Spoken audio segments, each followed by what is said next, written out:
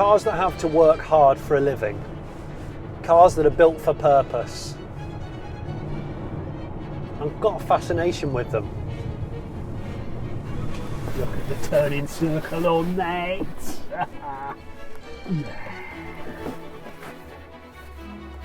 6 seats. Iconic silhouette. Looks a bit weird outside of London, but everybody knows what it is, even if you don't have any interest in cars. This is the LEVC TX, or better known as a London taxi. Now, I've reviewed one of these years ago when they first came out, 3 years ago. Thoroughly enjoyed it. It's a great car, range extender, big battery pack underneath my seat, disabled access, touchscreen, Volvo steering wheel and switchgear. It's a beautiful car. You're watching this going, Johnny, have you just bought a brand new London taxi as a project?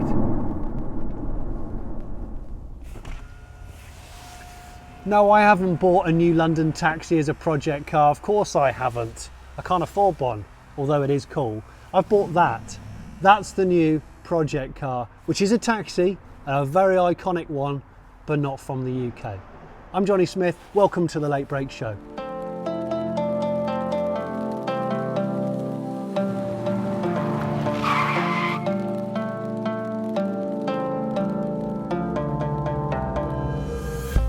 Say konnichiwa to the JDM Jonny Cab Cedric project taxi. This is an ex-taxi from Tokyo. It is a Nissan Cedric, codenamed Y31. Now, in Britain we have the London Black Cab. That is an iconic vehicle, synonymous with taxis. In the States they've got the yellow cab, usually a Ford Crown Victoria. You know, this car is part of the street furniture of Japanese cities. And I just really fancied getting an ex-service car. Now the story behind this particular car is, I actually helped Nissan UK bring it over in late 2011, early 2012, and I always said to them, if you ever decide to get rid of it, give me first refusal. They managed to source, through a contact of mine, a really good condition car. It's actually quite low mileage for a taxi. And it didn't have any of the meters and things attached to it because you don't normally defleet them with those. But we had a conversation, Nissan had to write some official letters, and we managed to get all of the taxi kit put back on. Welcome to the Late Break Show Project Cars. These episodes are sponsored by Haynes. I want to say thank you very much to Haynes. Haynes manuals, they make manuals for cars, for bikes, other vehicles, people, situations. And there is a code that I'll put in the description which allows you to get 10% off everything, including already discounted items, through the Late Break Show. So thank you very much for that, Haynes. The first journey I did in this was I got contacted by a chap through social media, and he'd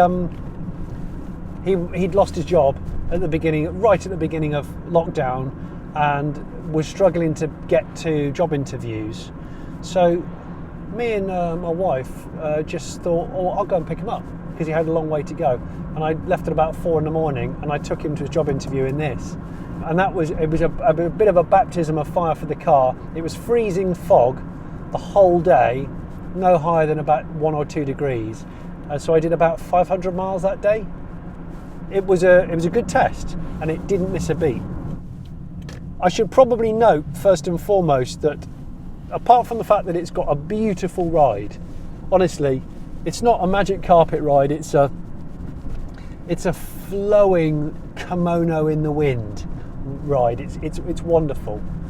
It is a bit body rolly because it's based on a sort of 70s, 80s kind of chassis body control design. But the one thing I'm going to have to change almost instantly with the Jonny Cab is the fact that this is as far back as the seat goes. And it's not quite far enough for me because I'm a bit tall, and I seem to have a habit of buying cars I can't quite fit in, but this one we should be able to adjust the seat runners in some way. I was really shocked and impressed at how clean the engine bay is. It's been meticulously maintained. I don't know why I'm shocked, because I guess taxis have to be maintained really well, and it's still quite young for a taxi. So straight 6 RB20, a relative of the RB26 and the RB25 and all the other kind of Skyline related engines, but this is not fast. This is like 85 horsepower, 82 horsepower. It's really, really slow, I've got to say. It's just built for cruising around Tokyo. Really quiet, very, very quiet and smooth six. Runs exclusively on LPG, no petrol tank whatsoever. So I was impressed with the cold starts. It's got a manual choke. It runs on LPG only, and that was factory fit, and you can see there's LPG here on the fuse box. All the inner wings, chassis, everything's in very, very good condition for a working car. There's a lot of scope here. Normally I don't ask you guys for your opinion on what I should do to a project car. I've normally got a very, very vivid vision of how I want it to be.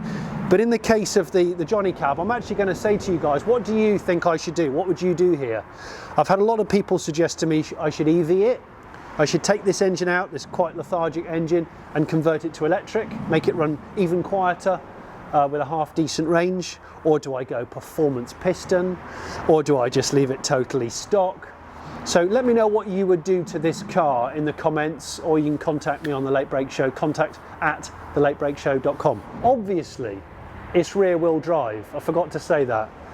Coil springs at the front.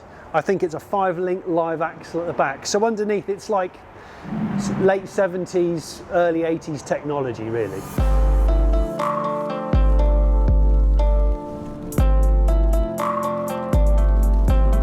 Hi, I'm Jonny Cab. Where would you like to go? Of course this is a Jonny Cab. Can you believe that Total Recall is, I think, 31 years old this year? It's quite scary, isn't it? Doesn't seem that old. Well, maybe it does, if you watch the graphics. As I said, this is factory fit LPG, and I've actually found it a little bit more anxious to find filling stations for LPG than I have driving an electric car for the last 4 years. So yeah, I'm certainly getting used to where all the filling stations are, and to fill up it's half the price of a petrol pump. It is half the price. I'd say on idle it is quieter than that Rolls-Royce Ghost, or as quiet as the new Rolls-Royce Ghost that I featured recently on another video. I'll put the link up to it. So what is the Y31 Cedric taxi? Well, you can probably see that there's a receipt printer here, a Yazaki taxi multi-printer. This is a Futaba original taxi cab meter. I can't decipher it because I can't read Japanese, so I'm going to try and get this to work. Or maybe it is working, I actually don't know. I'm not sure. And then there's the meter light on the top of the dash there, and I haven't quite worked that out yet. So I've got a few things to do. There's a few mysterious buttons. There's a red button down there which has like an emergency looking, important looking tag on it. I'm too scared to pull or push it because I don't know what it does. There's a blank button under the steering column which makes the lights on the roof flash. I need to mend the indicators on the roof because they don't work. I think the bulbs have gone. 4-speed auto, super lazy auto. I have to say I'm not massively keen on the steering wheel. It's very plain. It's in good nick, but it's very plain. So I'm tempted, which is not usual for me. I don't normally like messing with aftermarket steering wheels, but I think I'm going to put a different steering wheel on it, and I might do something about the gear shift. Got a few ideas. I've actually got a cassette player in here, and I had a route round, and somebody bought me a cassette for my 40th birthday as a bit of a joke, and it's the only cassette that I own anymore. So I put it in and it works. Look, cassette. And I've only got one cassette about my person, so I've just been listening to the same cassette. And because it's Japanese, the radio only seems to pick up one Western radio station, which can be a bit boring at times. And I've got the wind deflectors, which is so JDM. I've got my pen holder here. I've got the antimacassars, of course, aka the doilies. Lots of cubby holes. Yeah, there we go. Phone chargers. There's a couple of signs which I genuinely don't know what they are. I've got my door, look. There we go, look. I can open the door at any speed and shut the door at any speed using this lever, which is brilliant. So you've got the huge boot, it's absolutely cavernous, and because it's quite a square car, there's loads of room for scope in here and luggage. And that there, behind this kind of grey cover, is the LPG tank. I reckon it's about 80 litres. It'll do about 600 kilometres of relatively economical driving. I found it to be really good. I've struggled a bit to find LPG here and there, and the filling port is just on this side here. There's some signs of wear, of course there is. It's mostly on the bumpers. This is a later model, so it's got slightly bigger bumpers from what I can see, and these are body coloured because it's a Brougham edition, which is one of the top spec. The Brougham VIP, I think, was the top spec. So yeah, there's a bit of paintwork that needs to be done on there, and that's definitely probably at the top of my list of just maybe repainting the front and the rear bumpers. The other thing is, I don't know what any of these stickers say. So there's a guy I'm hoping to use who's contacted me through Instagram and said, oh, my wife's Japanese, if you need any of these translating, I can help you. I just want to make sure that they're not offensive or too weird. As we get into the city, and no, this isn't Japan, obviously, this is Peterborough. It just glides over uneven roads. It's so quiet and chilled to drive, and I can see how Japanese taxi drivers, they take pride in their cars being immaculate, and they're often immaculately dressed, and they're nearly always wearing white gloves to go with the antimacassars. Now, I don't have any white gloves, I need to source some. The car was brought into the UK by a company called New Era Imports, and New Era sent pictures to Nissan of the car as it went through the auction. We've got like an auction condition sheet, and that's as far as the history that I've got with the car. It's done 284,000 kilometres, which actually is not a lot. I'd expect to see taxis with at least double that. So I think we kind of found a pretty well looked after taxi that hadn't seen too much hard action. If you're interested to know how you import a car from Japan to the UK or America, maybe I'll do a feature on that, a separate video. Let me know. I've already done a feature in the past, a guide on how you bring cars from America to the UK. I'll put a link up to that, but if you want me to do one for Japan, then I will do. I know now that a lot of Japanese cars are over 25. There's a rising interest in them being exported to the States. In fact, this would look cool in the States. This parking stick actually illuminates. It's got a bulb in the top. And this shows the driver the absolute corner of this car. So driving around in cities and stuff and manoeuvring is really tight. This is quite popular in Japan, certainly was in the 80s and the 90s. And this still works. There are also these lovely natty little side marker lights which look like they're made of glass, but they're not. Obviously you can't ignore the fact that it's got actual wing mirrors on the wings, which so many cars don't anymore. So yeah, these work. These are electrically adjustable from the car, so it's very good. This one's a bit wobbly, so it's had a bit of damage, and I've got to mend this one. Remember, this was still in production 20 years after the civilian version ended. So they were making this up until December 2014. And this particular car is a 2002 car. And it's only done 4,000 kilometres in like the last 9 years. And again, like the back bumper, the front bumper's got a few marks and dings on it, but they're just white plastic bumpers, so they should be a fairly easy fix. I love the fact that it doesn't say Nissan on it really, apart from one little badge on the boot. It has the Cedric logo on the hubcaps, this little American style mascot, and on the grille here. And I love having a bit of chrome. I do like chrome on a 3-box saloon. It's very, very cool. This is the bit of the Cedric which most people spend their lives in.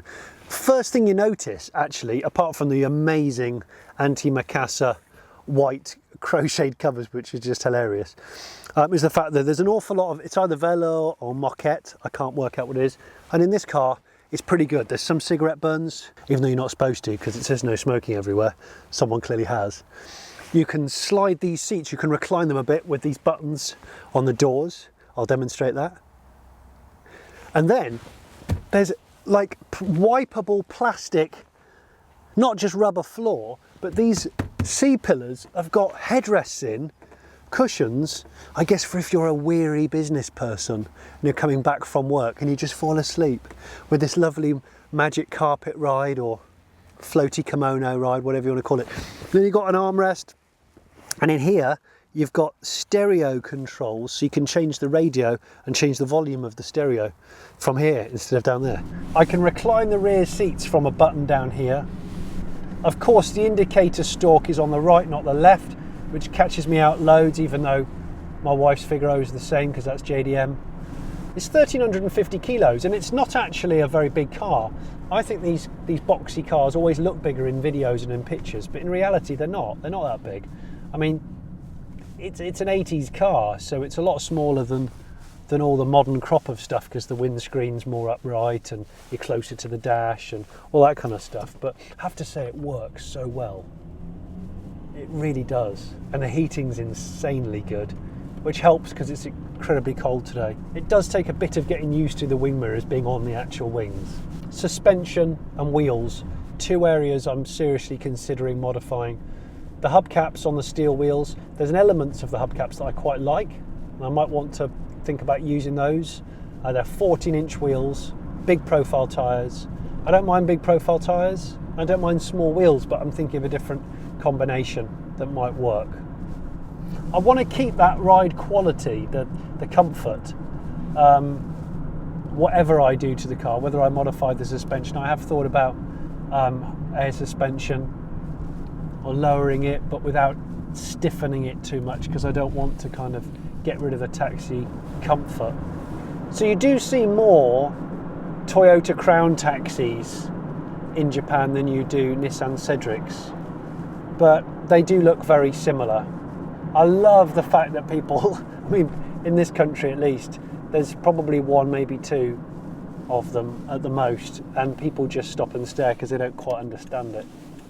So one of the things that I'm definitely going to change on the car is this. This fog light was added because when cars come from Japan to the UK, they don't have a fog light. It's not mandatory, whereas here it is mandatory.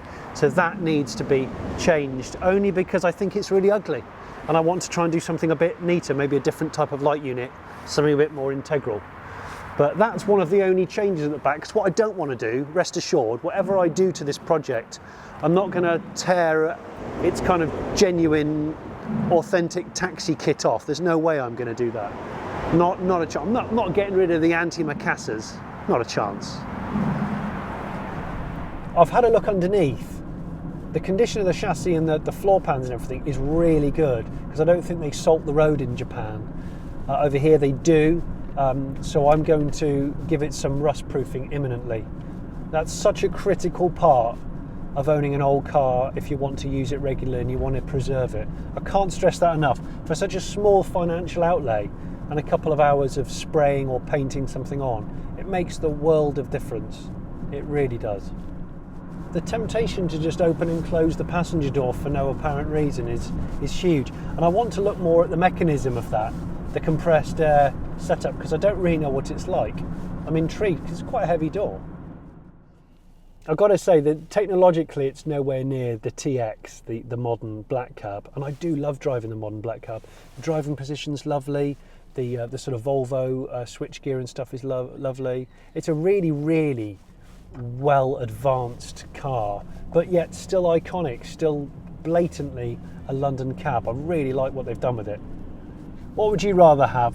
A brand new London taxi, or an immaculate, maybe modified Japanese cab? I've got to say, the London cab, the TX, the LEVC TX, my wife thinks it's fantastic. I would absolutely love to have one as a family car. I think it'd be sorted. You can actually buy them. Civilians can buy London taxis, and actually civilians can buy defleeted taxis like this. There's something very cool about that. I didn't quite plan it that way, but it's a bit of an in and out job, one in, one out with the project cars. I had to sell the Honda S600 to put some money towards renovating our house. And I'd already closed the deal on this particular car, but this car is financially nothing like the Honda S600. It's nice for one Japanese car to go and another one to arrive. The Honda's gone, both Hondas, the monkey bike as well, but another Nissan has arrived. all that's left to say really is thank you very much for watching. I hope you've enjoyed this episode of the Late Break Show. There's going to be more project car episodes, and this playlist of the project cars is sponsored by Haynes, so thank you very much to Haynes. And you owe me 650 yen, and could you just get out please? There you go, out you get.